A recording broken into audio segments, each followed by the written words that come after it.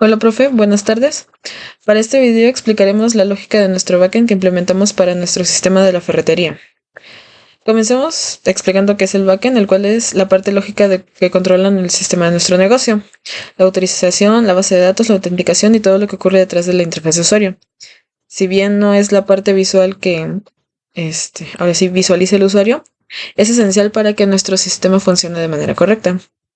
Para nuestro backend implementamos el framework de Spring Boot, el cual se compone de cuatro carpetas principales. La primera es el controlador, el cual controla lo que son las solicitudes del usuario. La parte del repositorio, que es la que interactúa con la base de datos. El servicio, que ejecuta lo que es la lógica del negocio. Y finalmente lo que tenemos el modelo, que tiene todas nuestras entidades que ocupamos dentro de nuestro backend.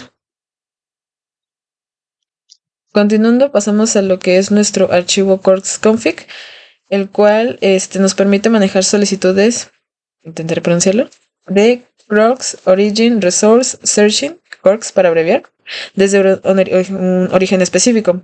Es una política de seguridad que le permite al navegador restringir los recursos de una página web.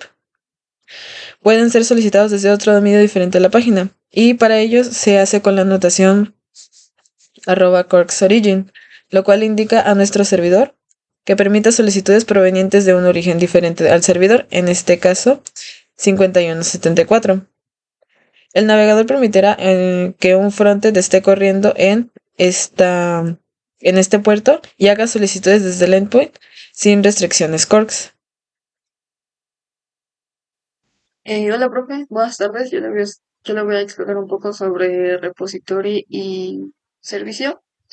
Bueno, para empezar, repository es un repositorio, un componente encargado de gestionar la persistencia de datos en la base de datos. Actúa como una capa de abstracción que facilita la interacción con la base de datos sin necesidad de escribir consultas de SQL manualmente.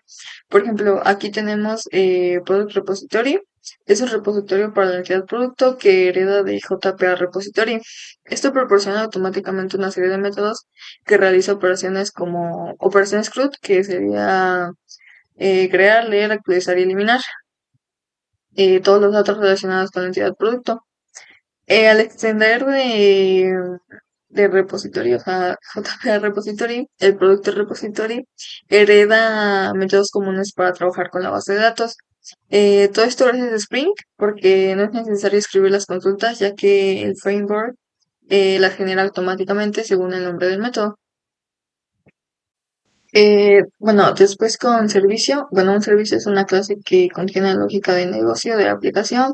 Este se encarga de realizar operaciones que necesita el controlador, como interactuar con la base de datos, procesar datos, realizar cálculos o aplicar reglas de negocio. Por ejemplo, en, Role Service, bueno, es un servicio que se encarga de crear roles predeterminados en la base de datos si aún no existen. Los roles son objetos de la clase de rol y se guardan en la base de datos usando el repositorio role repository. Bueno, aquí, bueno, para empezar, la anotación service indica que role service es un servicio en Spring, lo que significa que tiene lógica de negocio y es gestionado por Spring como un bin. Después la anotación AutoWare permite que Spring inyecte automáticamente el repository en role service. El servicio utiliza, bueno, no sé cómo pronunciarlo, UID, como identificadores únicos para los roles y role repository para interactuar con la base de datos. El método crear roles eh,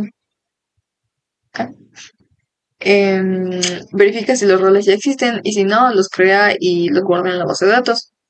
Bueno, este servicio asegura que los roles básicos estén ya en el sistema desde el inicio y sin tener que crearlos manualmente cada vez que pues se inicia el sistema. Bueno, para la conexión con la base de datos vamos a configurar el archivo Application Properties, que es como una lista de configuraciones, de ajustes que Spring Boot necesita para funcionar correctamente.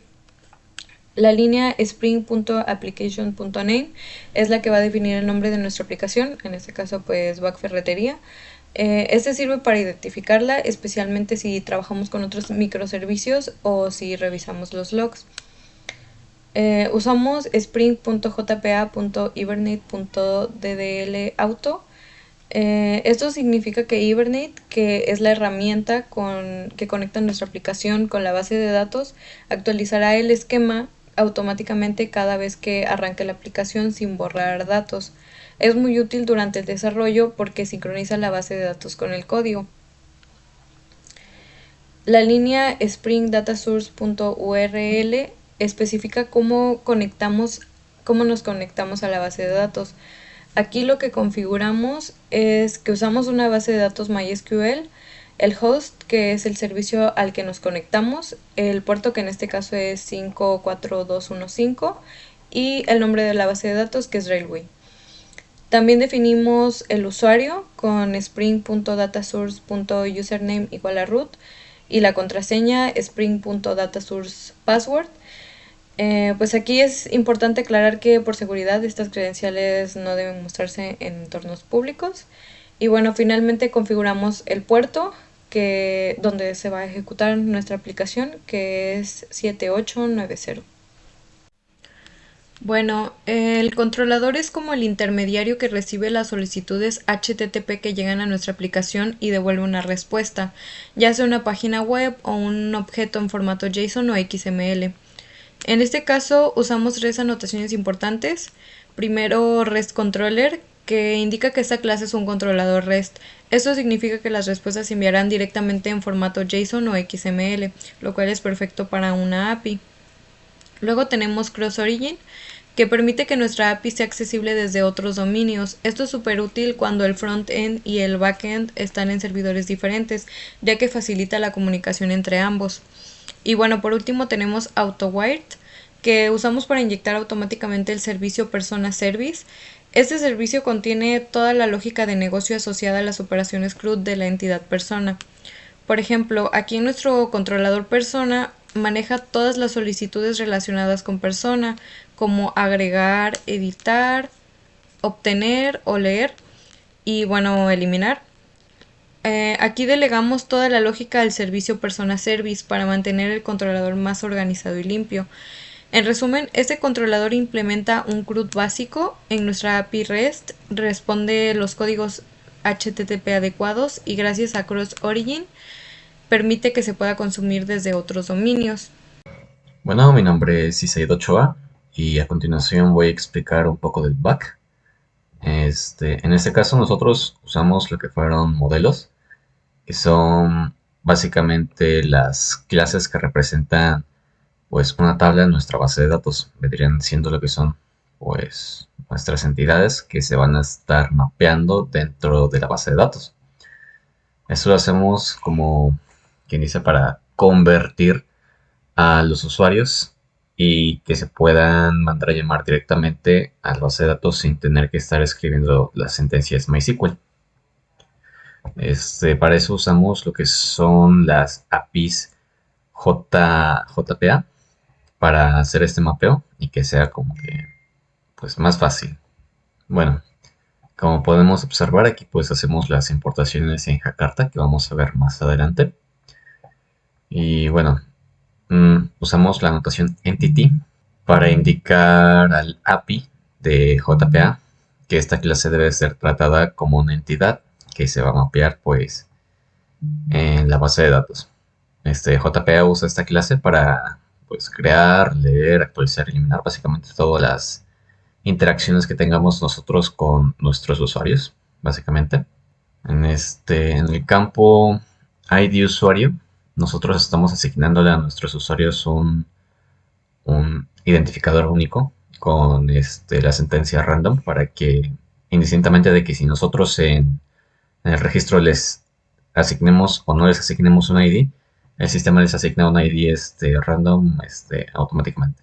Bueno, aquí en los campos de private, pues son básicamente los atributos que tienen nuestros usuarios, que es usuario, pues el nombre del usuario, su contraseña, el sueldo y estado. En estado es si está activo o no está activo dentro de la base de datos para que se pueda mostrar pues en el front.